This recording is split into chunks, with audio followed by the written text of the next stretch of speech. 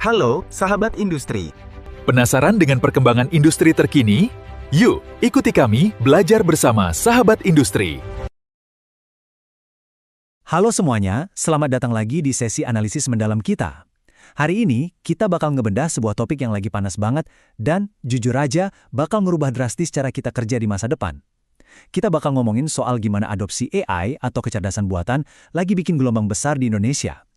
Di satu sisi teknologinya emang keren banget, tapi di sisi lain ini memicu tantangan baru berupa disrupsi tenaga kerja yang nyata banget. Mulai dari urusan upskilling sampai kenapa kita butuh perlindungan sosial yang jauh lebih kuat.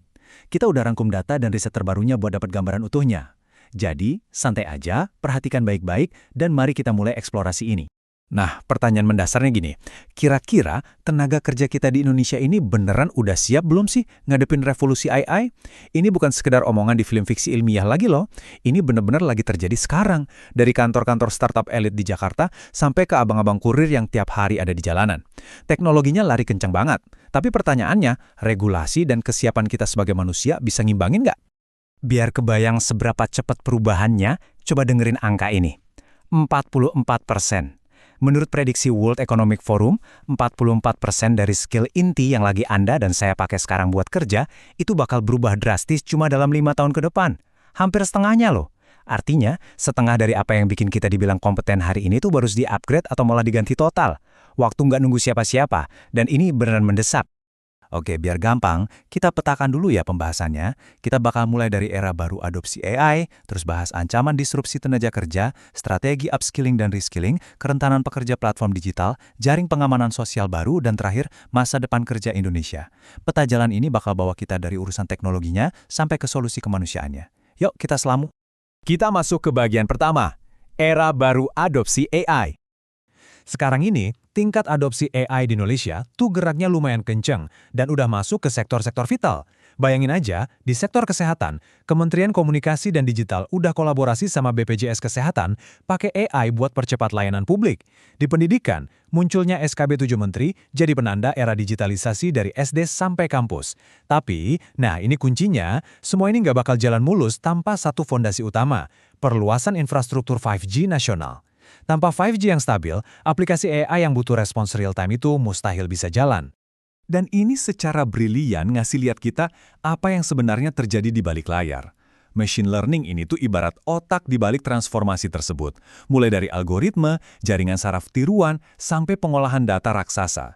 Ini bukan cuma program komputer biasa ya, ini tuh sistem yang bisa belajar sendiri dan bikin keputusan secara otonom. Teknologi inilah yang pelan-pelan mulai ngerjain tugas rutin yang tadinya dikerjain sama manusia.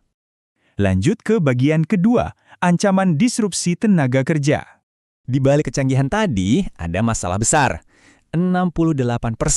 Ya, 68% perusahaan di Indonesia ngaku kalau mereka itu kekurangan banget talenta yang benar-benar paham AI. Jadi paradoks kan? Di satu sisi perusahaannya pengen banget pakai teknologi baru, tapi di sisi lain yang bisa ngoperasiin nggak ada. Celah skill ini gede banget, dan akhirnya bikin perusahaan terhambat atau malah memicu resiko pengangguran buat mereka yang nggak bisa beradaptasi. Nah, biar nggak makin ketinggalan, pemerintah kita tuh nggak tinggal diam. Lewat Strategi Nasional Kecerdasan Artifisial atau KORIKA, pemerintah lagi sibuk banget memetakan kekuatan dan ancaman di ekosistem inovasi kita. Fokus utamanya benar-benar ada di pengembangan talenta, gimana caranya manfaatin bonus demografi kita biar siap pakai lewat sistem pendidikan. Jadi emang benar, solusinya harus digerakkan langsung dari tingkat nasional. Kita masuk ke bagian ketiga, strategi upskilling dan reskilling. Sambil nunggu kebijakan nasional jalan, industri harus gerak cepat. Disinilah pentingnya ngerti bedanya upskilling dan reskilling. Gini, upskilling itu ibaratnya kita mempertajam skill yang udah kita punya. Ini fleksibel banget, langsung bisa dipraktikin tiap hari, dan cocok banget sama ritme kerja startup yang ngebut. Kalau reskilling, ini jauh lebih berat.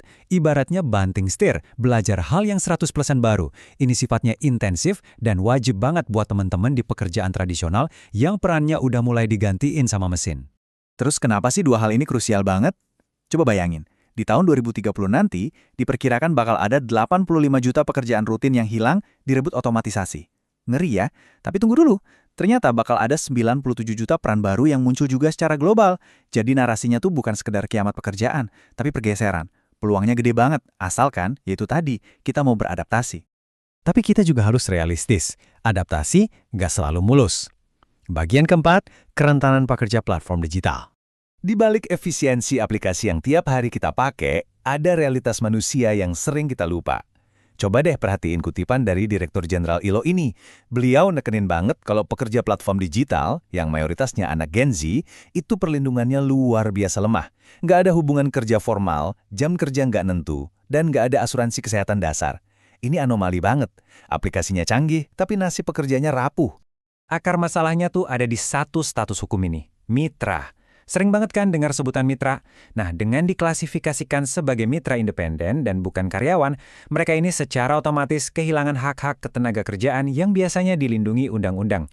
Padahal tiap hari kerjanya dikontrol ketat sama algoritma, belum lagi risiko kecelakaan di jalan yang tinggi banget.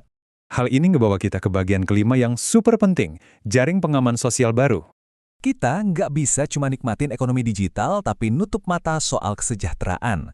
Kementerian Ketenagakerjaan sadar betul, regulasi harus berevolusi. Makanya, perlindungan lewat BPJS Ketenagakerjaan khusus buat jaminan kecelakaan kerja atau JKK dan jaminan kematian atau JKM itu udah masuk tahap urgensi absolut. Mewajibkan platform buat daftarin mitranya di program ini adalah langkah awal yang wajib banget buat negakin keadilan sosial. Nah, yang bikin saya takjub, ada satu konsep inovatif banget buat ngatasin ini. Namanya pajak robot. Konsepnya gini, perusahaan yang untuk besar gara-gara pakai AI dan otomatisasi, itu diwajibkan bayar pajak khusus. Uangnya buat apa? Ya buat mendanai jaring pengamanan sosial dan ngebayarin program reskilling masif buat pekerja yang tergusur tadi. Ini tuh bener-bener cara elegan buat nyeimbangin kapitalisme digital sama kemanusiaan. Akhirnya, kita sampai di bagian penutup masa depan kerja Indonesia. Kalau ngomongin masa depan, ternyata banyak hal positifnya juga loh. Tahu nggak, di beberapa startup teknologi di Indonesia, efisiensi dari AI ini udah ngebuka jalan buat uji coba sistem 4 hari kerja seminggu. Dan tebak hasilnya, produktivitas karyawan malah naik 15%. Dan yang terpenting, tingkat burnout atau stres mereka turun drastis. Jadi kalau dipakai dengan benar, AI justru ningkatin kualitas hidup kita.